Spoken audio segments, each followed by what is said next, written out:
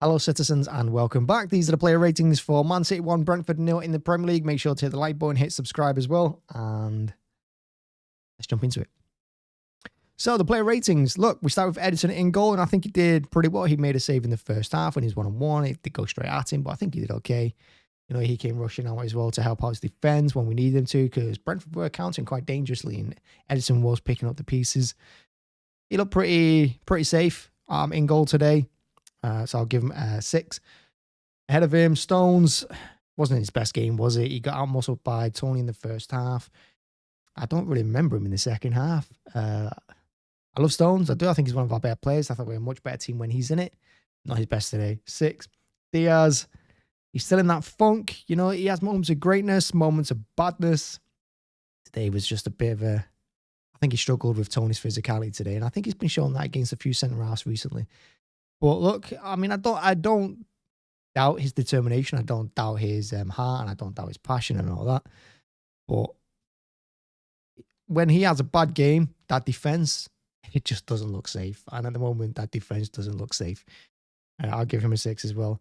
Walker on the right hand side seems to be more attacking today. He got some crosses in. He had a lot of crosses blocked. Defensively, I don't really remember him doing much. Although he didn't have to do much in the second half.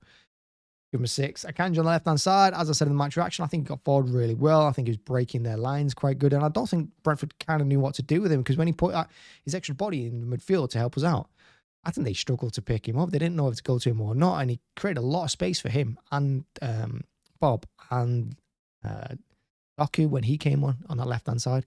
I just think he was phenomenal today. Akanji, and I don't understand why he doesn't get more games, because, to be honest, I'd start him ahead of Diaz at the moment. I really would. I'm going to give him a 9.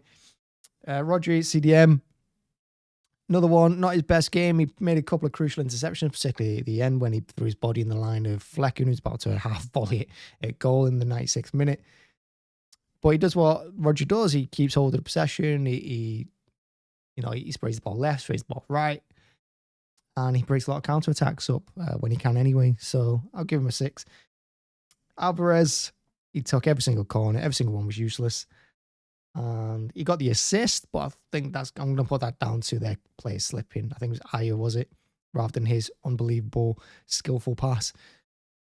But he did get the assist. I still wouldn't play him in that role. I'd put him on the right or the left or something. I don't know why Pep's obsessed with him in the middle when Foden can do that job much, much better. You saw that at the end of the game when Foden was moved around a little bit. You know, when he had that kind of free roll when we were 1-0 up, how dangerous Foden was at picking up them pockets and just going direct towards goal and creating chances for Haaland. We created like 3 chances in like 2 minutes as soon as Foden went off from the right-hand side and into the middle.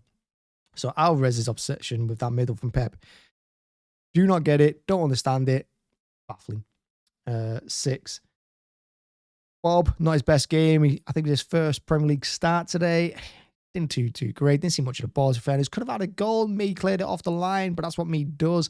You know, he sees them dangers really well, and he gets back to help his keeper out. He was really unlucky there, but other than that, he was largely ineffective. And I don't think we attacked down the left pretty much all game because he was there. We just kept going through the middle. I'm gonna have to give him a 6. Yeah, I'll give him a 6. Anything more than that's harsh. Foden on the right, like I said. Largely effective on the right. He created a few chances, had a couple of dangerous shots. There's a couple of half volleys from the edge of the box, some corners that we put in. He looked very dangerous at the end of the game. Created a couple of chances. Probably should have done better when he was 1-on-1 with the keeper. When he tried to go around him, he probably could have squared it to Haaland. There was a pass towards Haaland as well, like the 94th minute that he should have done better with.